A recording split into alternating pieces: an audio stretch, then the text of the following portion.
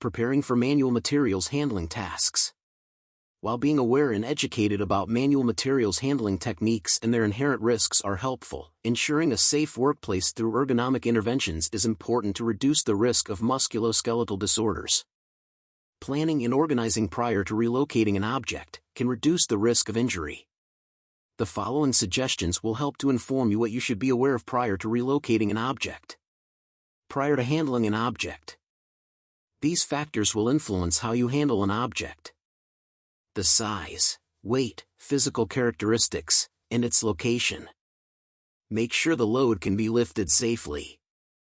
If the object is covered in dirt, grease, or is within a dirty environment, it may affect your ability to hold the object. Cleaning dirt, grease, liquids, etc. from the object will increase your grip and prevent jarring your back if it slips from your grasp.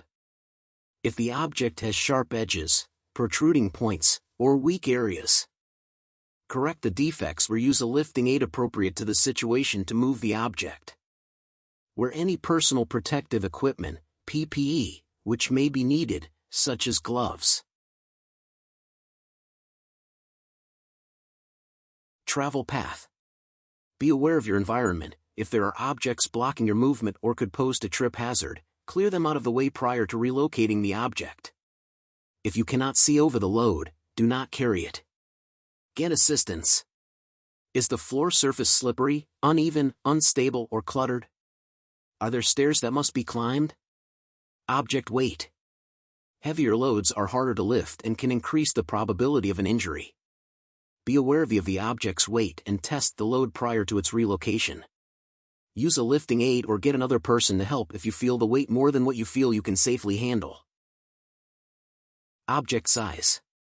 The size of an object can make it seem heavier than another. Larger objects are often more difficult to grip than a smaller object. Larger objects can increase the reach distance away from the body, which can affect your center of gravity. Even if an object is small in size, do not assume it is light. For example, a box of dimes measures 3.75 inches by 3.25 inches by 7.8 inches but weighs 27.5 pounds. Object location. It is easier to lift loads stored between waist height and elbow height. It is harder to lift loads from the ground. Lifting above shoulder height affects your balance.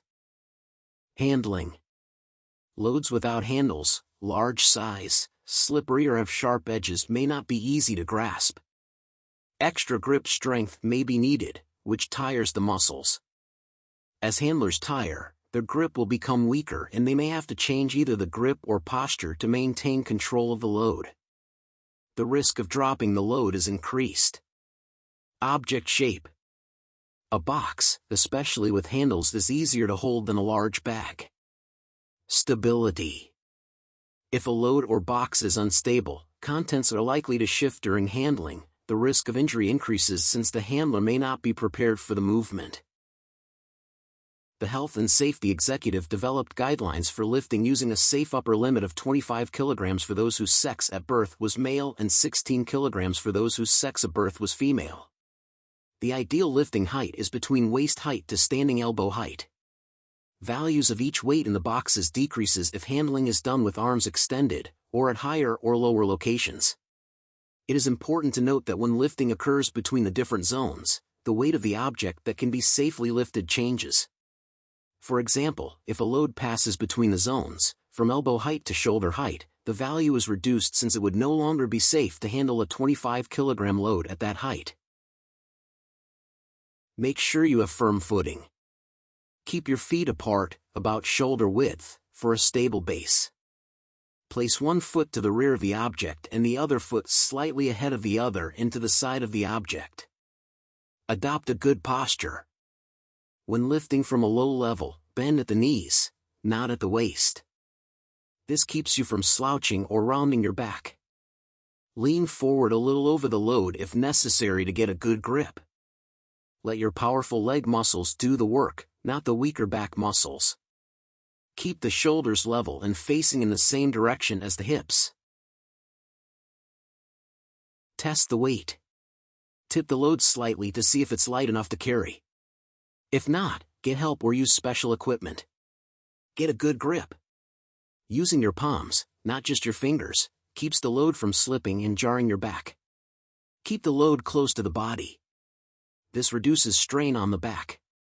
If the object has an uneven weight distribution, ensure that the heavier side is closest to your body. This positions the center of gravity near your own, which reduces the likelihood of straining your muscles and makes controlling the object much easier. Align your spine.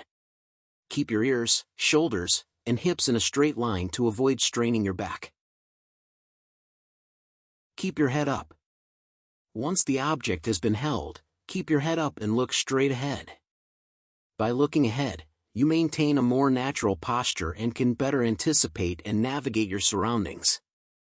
Don't lift or handle more than can be easily managed. Know your limits. There's a significant difference between what you can lift and safely lift without injury. If the object seems too heavy or unwieldy, ask for help or use a lifting aid. Don't lift or handle more than can be easily managed. Determine the object to be relocated and plan. Make sure the load can be lifted safely. Make sure you have firm footing. Adopt a good posture. Test the weight. Have a good grip. Keep the load close to the body. Align your spine. Keep your head up. Be aware of the object's weight, size, and location. For additional information, visit www.hocow.on.ca.